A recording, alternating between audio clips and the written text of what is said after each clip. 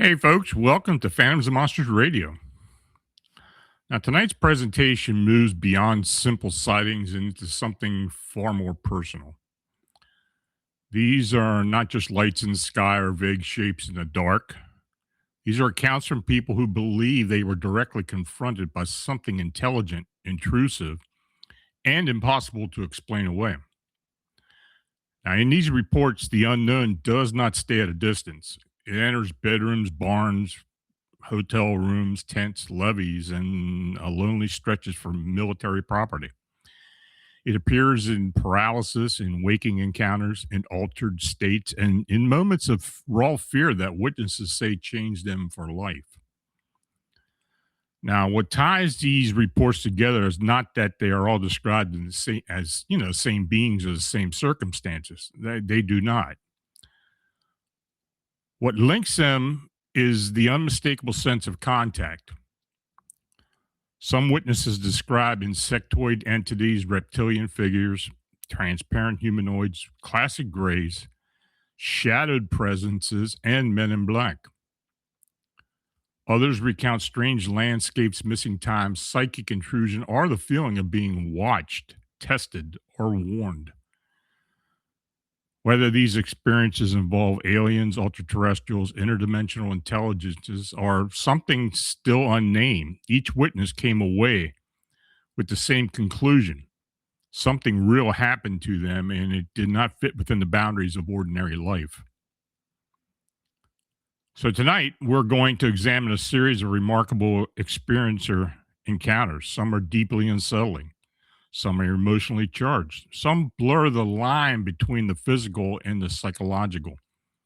But all of them force us to confront the possibility that the phenomenon is not merely observed.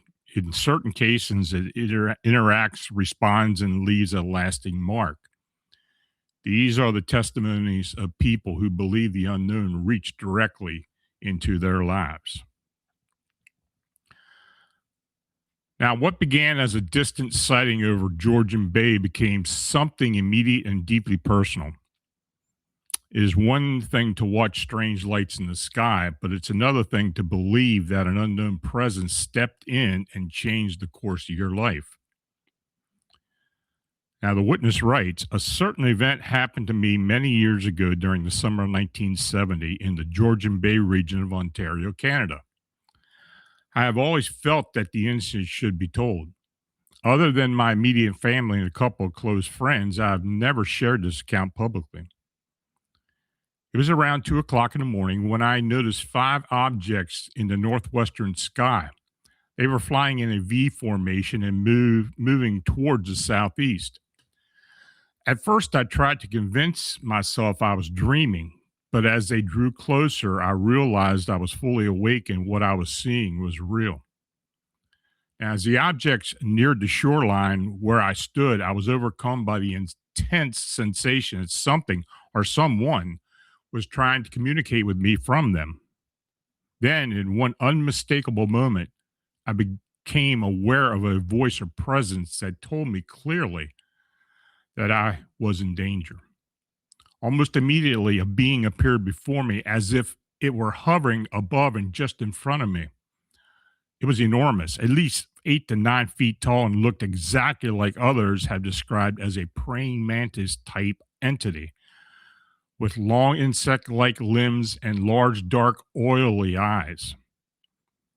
Even though it communicated entirely through thought, I did not feel terror.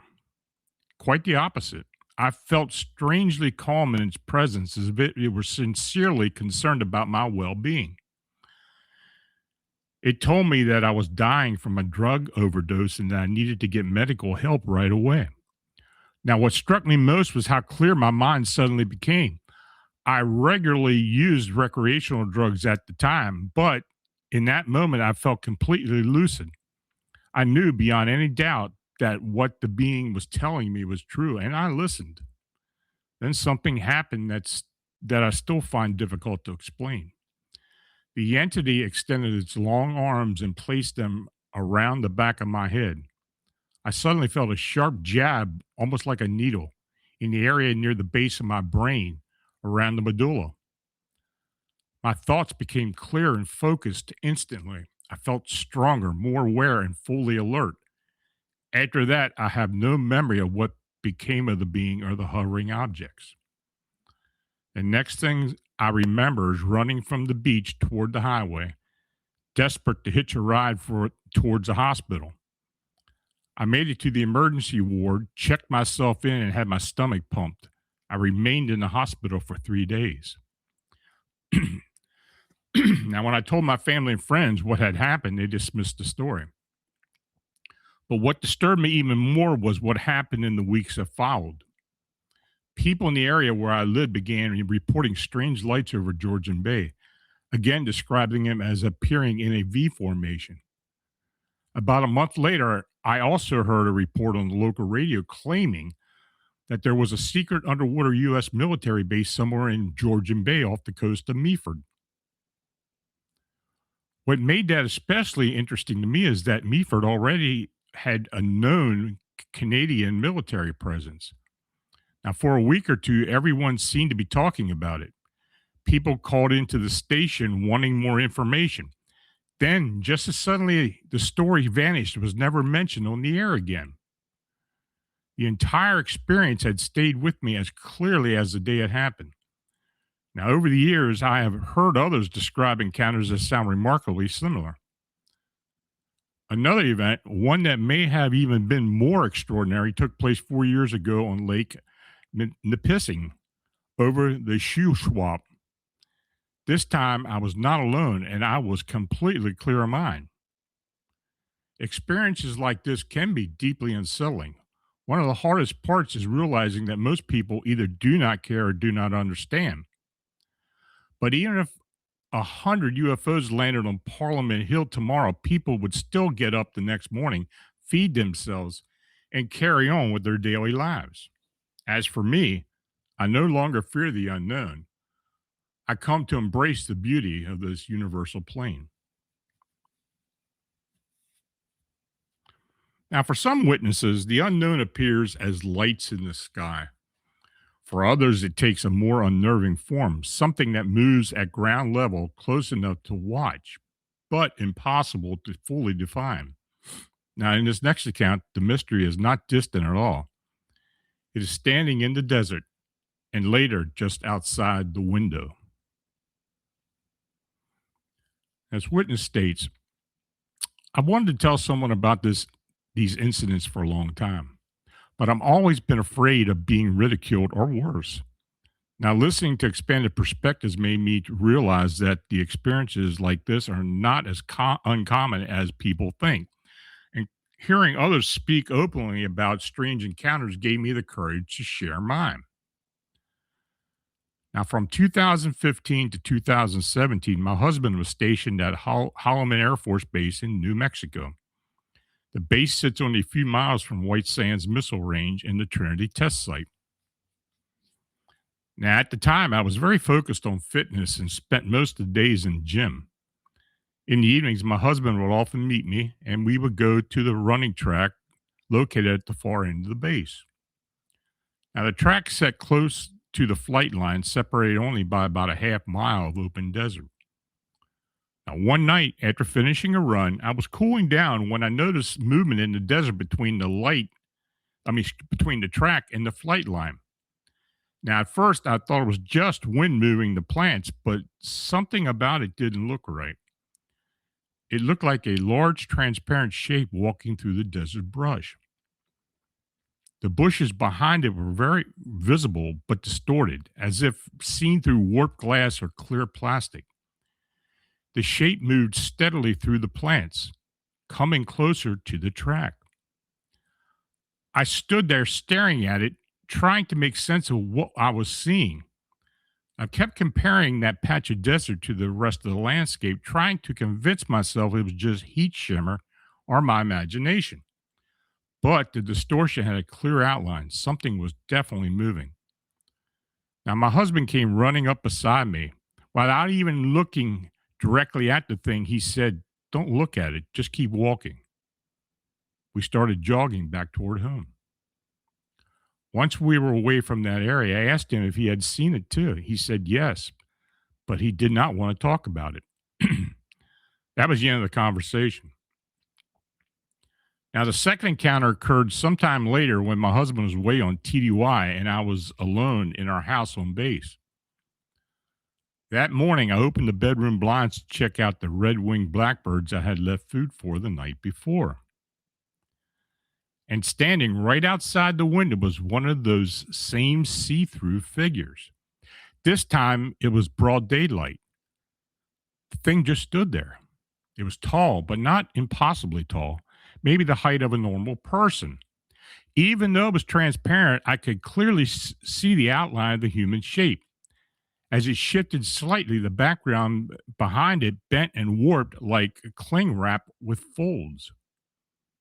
Seeing in the daylight was much more unsettling than the first encounter. I made no attempt to hide, or it made no attempt to hide.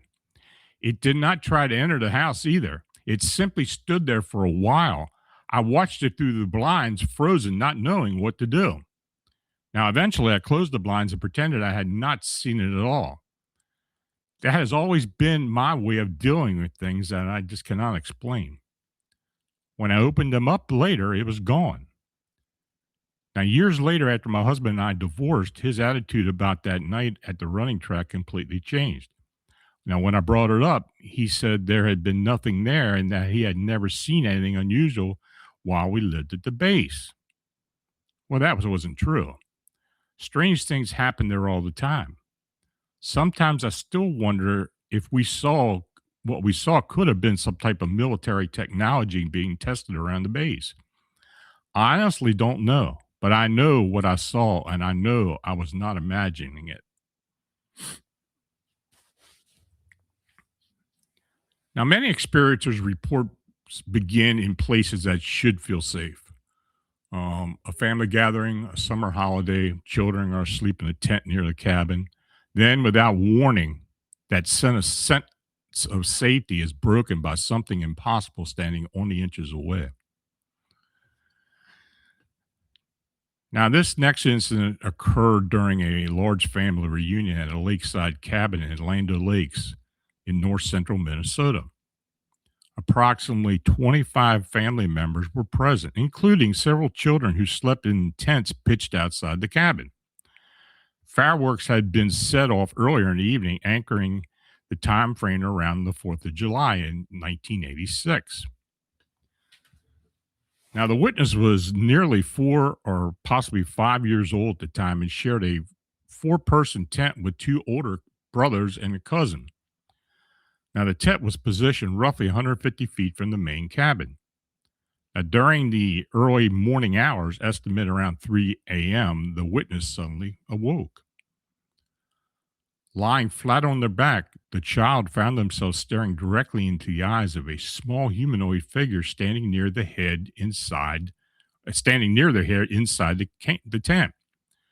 The being appeared no taller than 4 foot, with a disproportionately large head relative to its slender body. Its skin was described as gray green and wrinkled, with tiny nostril openings and a nose nearly flush with the face. The eyes were the most disturbing feature, not because of the size alone, but because of the intense, focused manner in which the entity appeared to be studying the child. The witness later noted that the face closely resembled drawings would encounter many years later in books and media related to alien encounters. Now, the being wore what appeared to be a structured collared uniform, resembling a large trench coat that extended to the ground. The garment was described as dark fuchsia or purple, with a dull, suede like texture and visible seams along the front. Moonlight filtered through the tent caused both the figure's face and the clothing to appear faintly illuminated. The high collar and formal appearance conveyed authority or importance. Now, the entire encounter inside the tent lasted only seconds. As terror set in, the witness attempted to scream, but no sound came out. None of the other children stirred. At that moment, the being's expression changed. Its head tilted back slightly as if it were disappointed or disapproval, or in disappointment or disapproval before the witness's memory abruptly ended. The following recollection began moments later.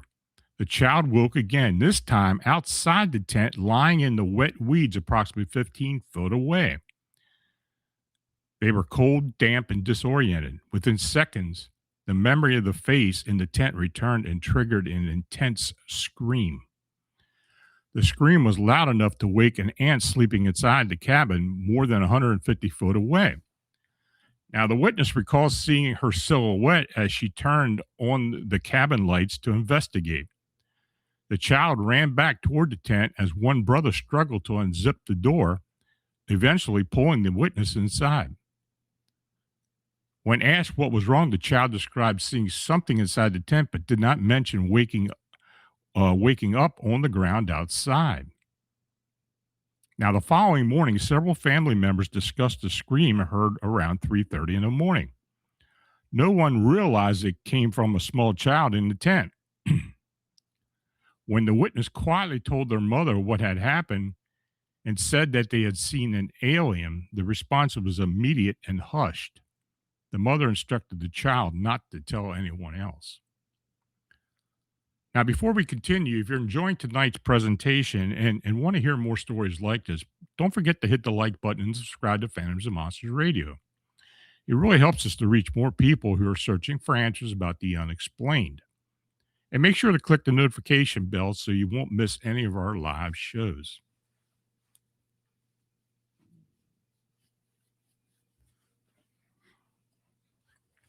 Now, some experiencer accounts involve beings that appear from outside. Others suggest that the real terror begins when something enters the room and takes a hold of someone already inside it. Now, in this next case, the witness did not just see a monster. He believed it came through his own mother. Now, the primary witness was born in 1979 in a small Ohio River town bordering West Virginia.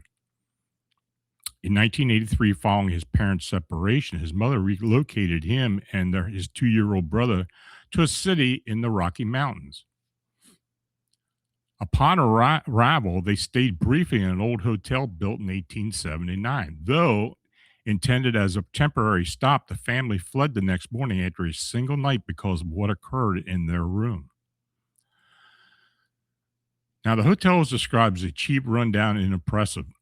The structure overlooked an Amtrak rail line in the Colorado River on the south end of town.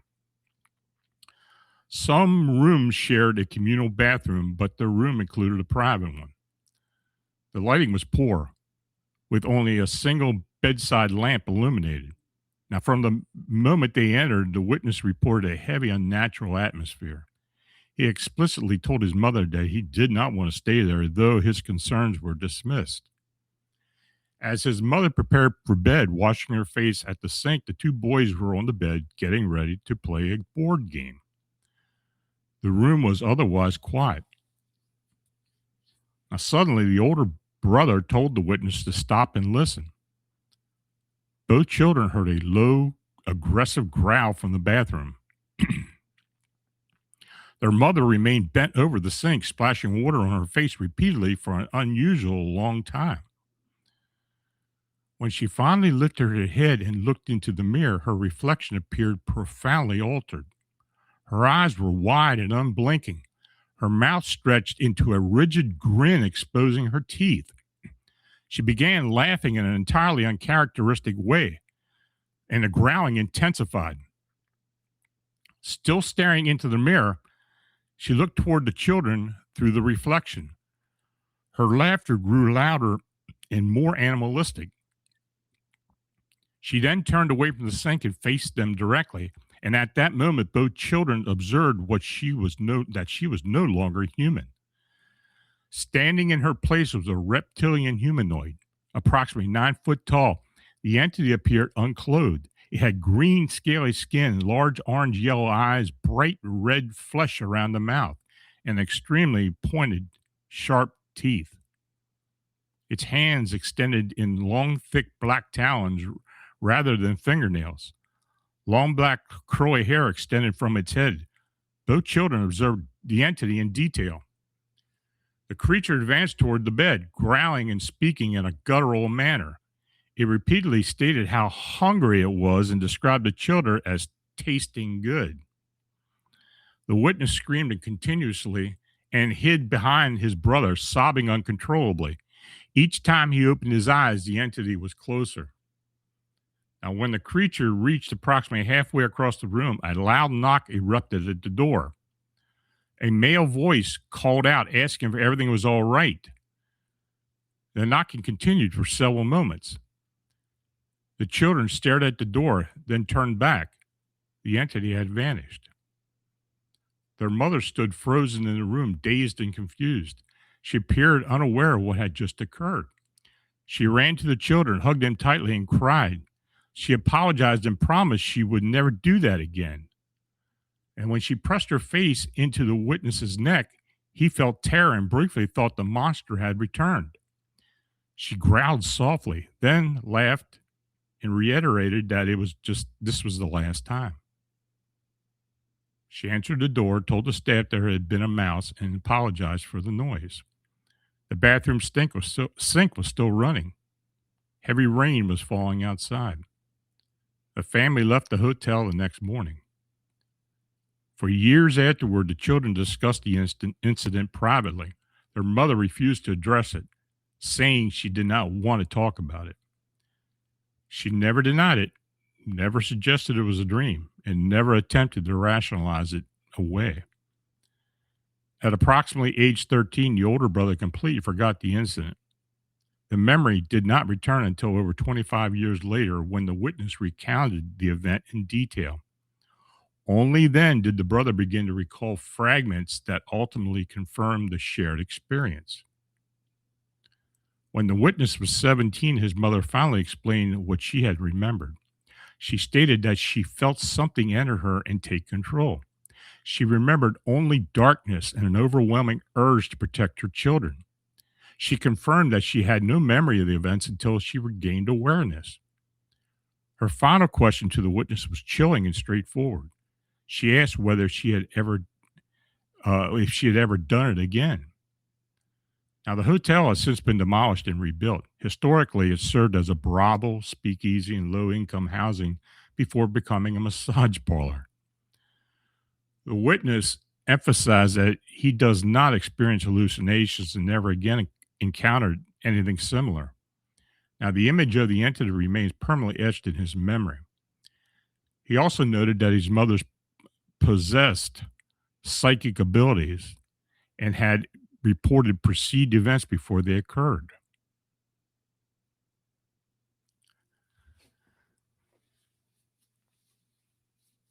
Now, sometimes the first warning does not come from the sky or from a strange sound in the dark. Sometimes it comes from the animals. Now, in the next account, a child stepped into a quiet dairy barn at night and found that the livestock already knew something was there. The witness tells me, "Hello, I lived on a dairy farm in Tacoma, Washington, near a military base. I was around 8 or 9 years old at the time, sometime in 1999 or 2000. Growing up around cows and calves, I developed a big heart for them. So one night, I heard some of the calves crying. I quietly got out of bed, not wanting to get in trouble with my parents. The dairy farm was about 500 feet from my house, and everyone was asleep. Now, when I arrived at the calves, I fed them some grain. After that, I checked on the cows. Now, at first glance, everything seemed normal, but some of the cows appeared restless, pacing back and forth in the small space. Almost all the cows recognized me, so getting close to them wasn't an issue. I started to feed them grain as well, but they weren't interested in the food. Their eyes were wide open as if they were terrified. The more I noticed them pacing and cramming to one side of the barn, the more scared I felt. It seemed like they were avoiding the other side. I took a few steps forward, thinking there might be a dead cow in the area, but there wasn't. Suddenly, a strange feeling of being watched came over me. I stopped looking at the cows and glanced down the hall. At first, I thought I was seeing a tree in the distance, but then I remembered that there were no trees there. What I actually saw was only half of a 4 foot tall alien with green grayish black skin. Its head was definitely larger than its body, and its almond shaped, slanted eyes. And it was looking at me, analyzing me. I felt an instinct to run, but my body wouldn't respond. It felt like I was moving in slow motion. I couldn't yell or speak. Slowly, the creature began to hide behind the wall. Finally, I ran home, terrified. As soon as I opened the door, I knew I had to be quiet to avoid getting in trouble with my strict parents. I tiptoed back into my room where my siblings were. I never told anyone about that night until now. I'm 32 years old now, and I find myself thinking about that experience more and more. Now, not every experience or account begins with lights in the sky or a figure standing in the room. Sometimes the encounter starts in that liminal state between waking and sleep, then opens into something far stranger. Now, in this next case, the witness believes she left her body crossing into another realm and was told that she was being called home.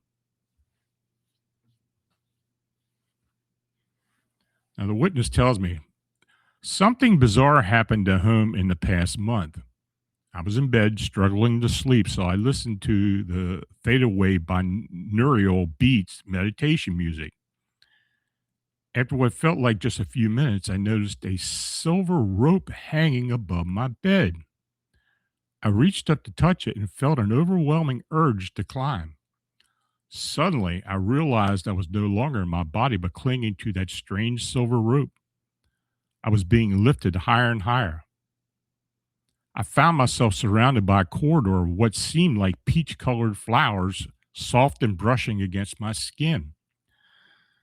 My clothes had changed. I was now wearing a silver dress made from the same material as the rope.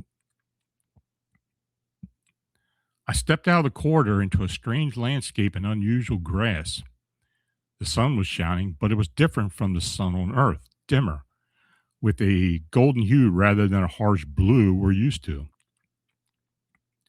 I saw animals and plants, trees and flowers that I couldn't fully describe. along with women and children happily playing in the sunshine. A being approached me, distant from the others, and she knew my name. And when she spoke, I felt no fear. It was as if I had known her for a long time. She welcomed me home and said it was time to remember. She was about my height, had metallic skin, was hairless, and had large dark eyes. I mentioned that I felt familiar with this place, but I couldn't quite remember it. She explained that this was what home used to look like before the Great War. The masculine and feminine energies had always been in balance until one corrupted creature broke away from the natural order and sought control over everything. This led to the suppression of the feminine and eventually the destruction of our planet. We managed to save some of our children and nurture them on a neighboring planet. We let them sleep and forget until it was time for them to be awakened. It's almost time to come home, she said. Before my eyes, I witnessed a great atomic explosion. Watching as plants and animals turned to dust, I realized that I was on Mars. Looking at her, she explained that her appearance had been altered by years of exposure to space radiation. I was her family, and she would return for me. Then everything went dark.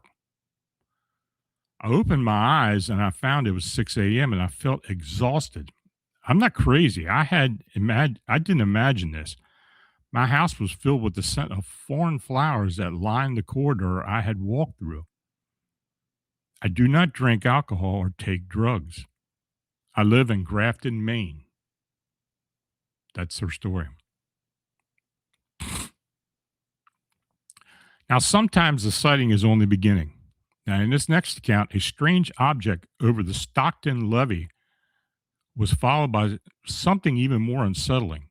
The feeling that whatever had been in the sky had also come looking for the witness the next morning. The witness states, one night, my two friends and I were out late on the levee in Stockton, California. It was quiet and dark, and we were just talking and looking up into the sky. That's when I noticed a bright star moving very fast. At first, I thought it was just a satellite, but it was orbiting across the sky at a speed that just did not make any sense. We kept watching it. Suddenly, it stopped in midair. That's when 5 more stars appeared. They were not scattered randomly. They seemed to light up together. That is when we realized they were not stars at all. They were lights, and they looked like they were attached to something. It was like a structured object, but we could see the body clearly, just the lights. Oh, we could not see the body clearly, just the lights. We started to panic. My heart was pounding, and I remember feeling something was very wrong. Then the object changed. It shifted into what looked like a white cloud. It was not drifting like normal cloud. It was controlled. When the color changed to pink, it turned a deep blood red. And after that, it simply vanished into thin air. We ran. We literally ran off the levee. I went straight to my best friend's place and told her everything. I remember thinking it would just be one of those crazy memories, something strange that happened once, and that was it. Eventually, I went home and tried to sleep.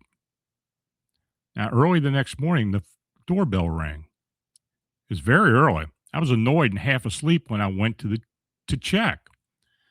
A man in a black suit was standing at my door holding a briefcase. He did not look like a salesman. He was just standing there.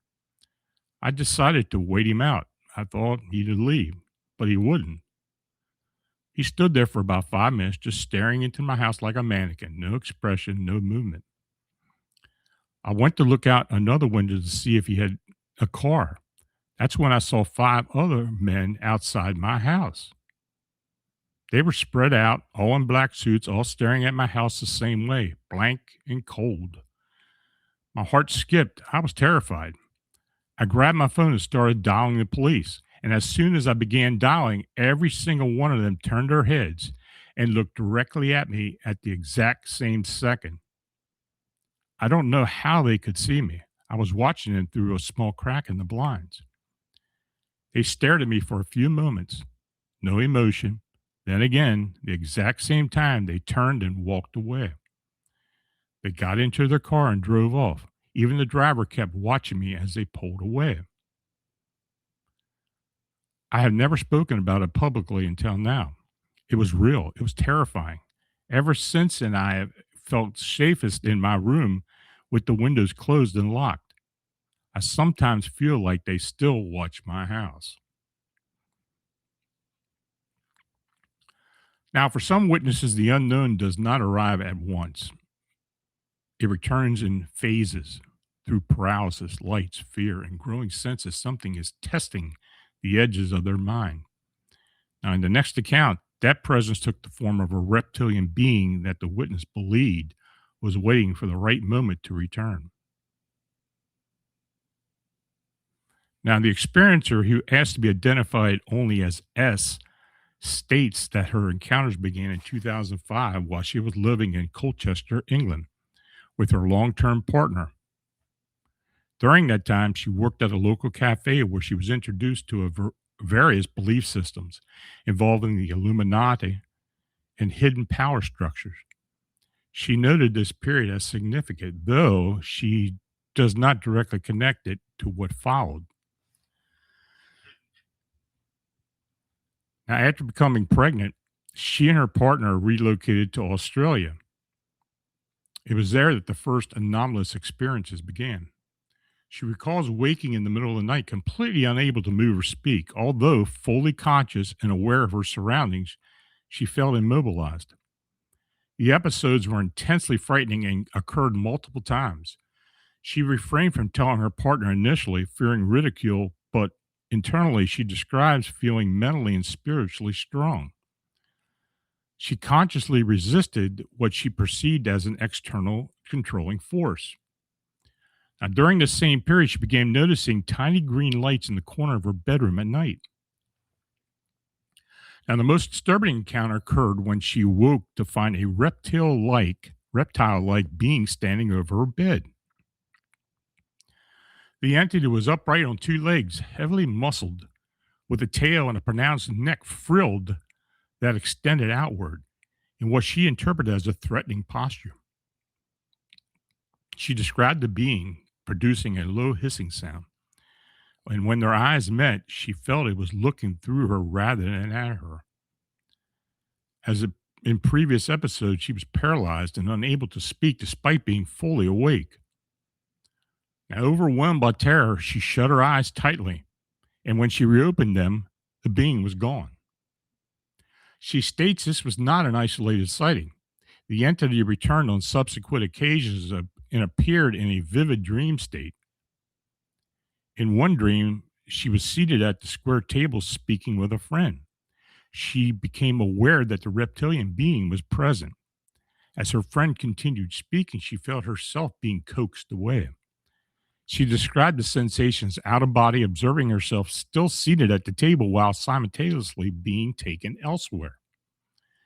In that dream state, she consciously resisted. She recalls feeling that she was not ready to go and that the being would return when she was. After that experience, the visitations ceased and have not resumed. Now, following the birth of her child, she again reports seeing small green lights, this time inside her baby's cot during the nighttime feedings. She concludes by stating that she does not understand why this happened to her, why the being possessed a frilled neck, or is that what its intent may have been. However, she is adamant that she is neither alone nor delusional.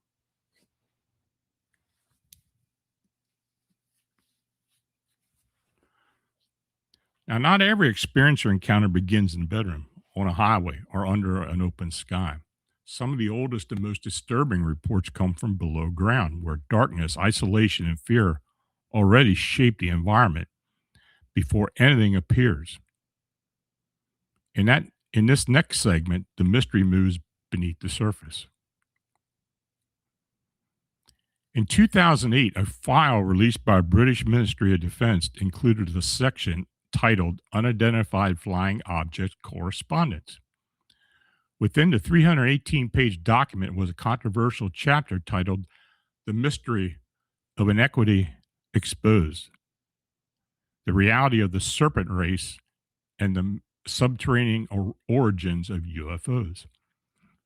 The material detailed alleged encounters with hostile subterranean beings. Now, one of the most startling accounts described events in Dixonville, located in Indiana County, Pennsylvania.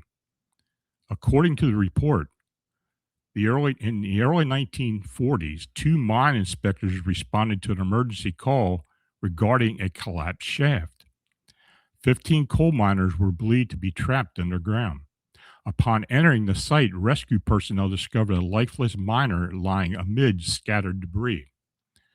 His body bore deep lacerations resembling claw marks.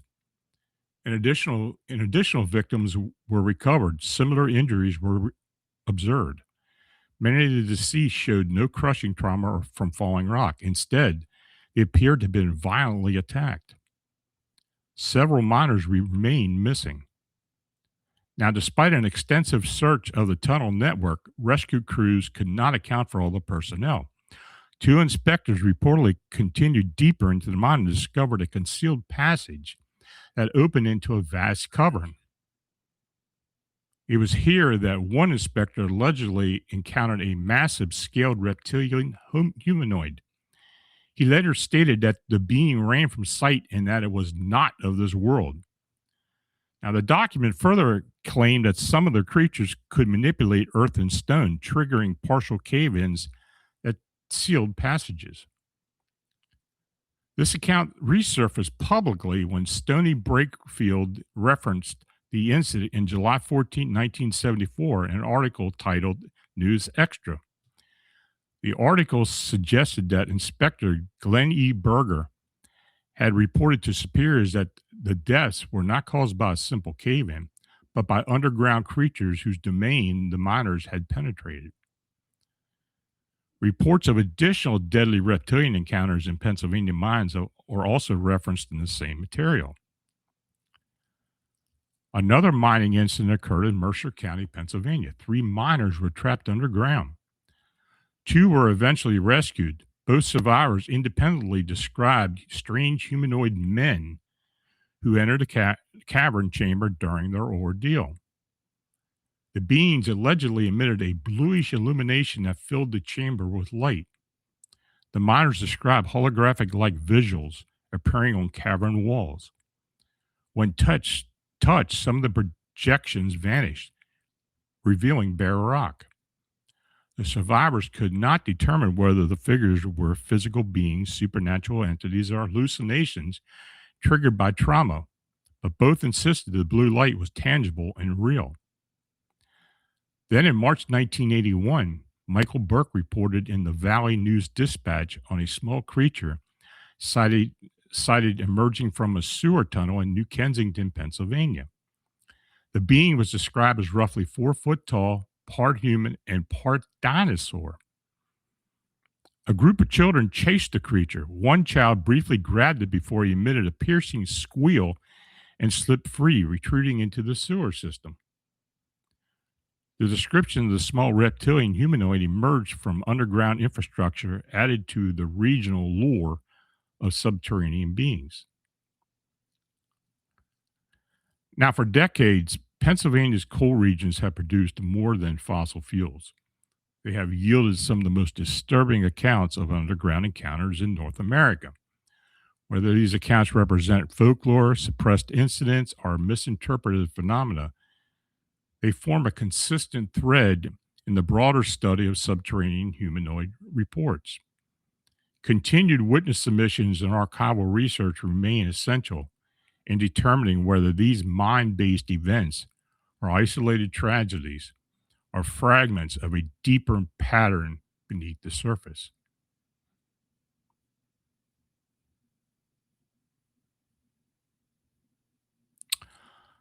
So when you step back and look at these accounts together, the most striking detail is not the form the form the phenomena takes. It's a pattern of intrusion. Again and again, witnesses describe contact that feels deliberate, intimate, and deeply personal. The setting changes, the appearance changes, the emotional tone changes, but the core experience remains the same. Something entered their reality and left them with memories they could neither fully prove or fully dismiss. Now, some of these reports can be interpreted through the lens of trauma, sleep paralysis, altered states, environmental stress, or suggestion. That has to be acknowledged. But even after making room for those possibilities, there's still elements that remain stubbornly difficult to explain. Shared witness confirmation, physical after effects, repeated entities, consistent descriptions across time and geography, animal reactions, missing transitions in memory, and perhaps the most of all, the enduring conviction in the voice of the people who lived through it. That is why experience or testimony remains so important.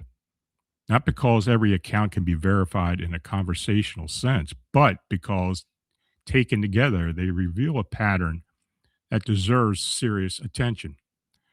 Whether we call them being aliens, ultraterrestrials, psychic projections, spiritual intelligence, or something else entirely, the continues to present itself in ways that challenge our assumptions about consciousness, reality, the unseen forces that may move among us. If there is one thing these witnesses make clear, it's this: the unknown is not always distant. Sometimes it watches, sometimes it warns, sometimes it terrifies, and sometimes it leaves people with an uneasy certainty that our world shares space with other forms of intelligence that do not follow our rules, boundaries, or understanding. And as you hear my cat meowing in the background, now, if you have experienced anything like this or had an unexplained encounter or sighting, you can send your report to Phantoms and Monsters. And as always, thanks for listening. So, folks, if you have questions, just put them up there and see what we can do here.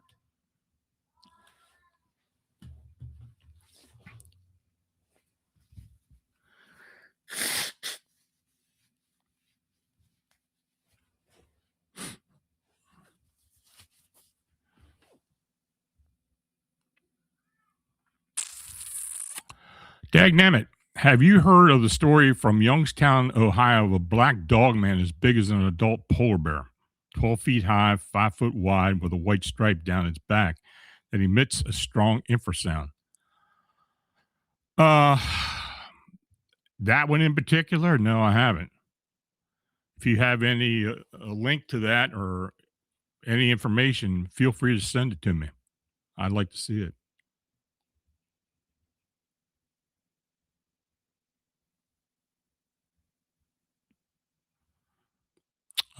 I see in the chat. Okay, Real Truth Ken. I listened to encounters of people coming into contact with invisible walls and couldn't get past it.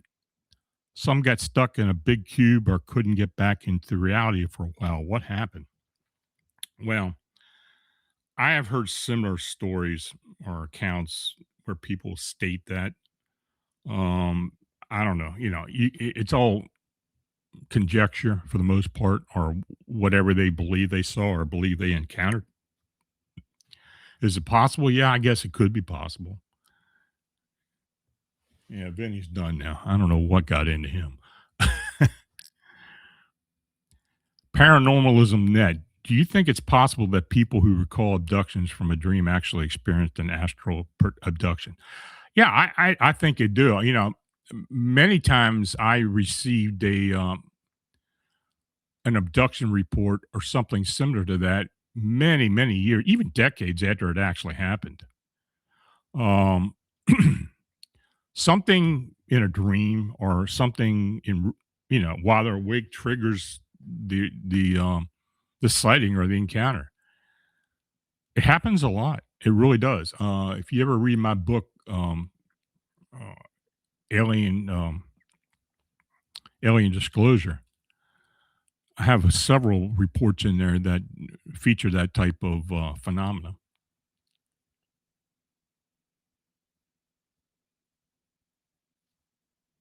Anything else, folks?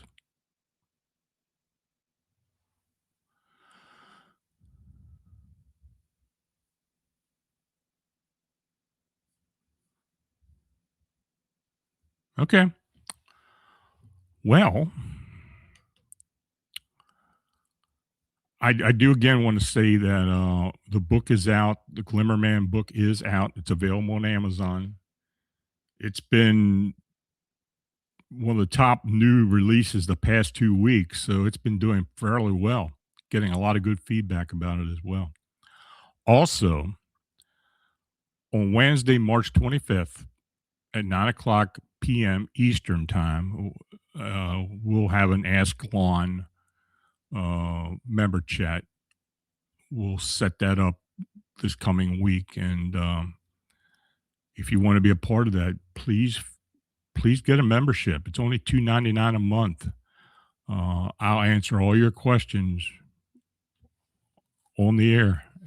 Anybody that's in there that can type out a question, I'll do my best to answer for you.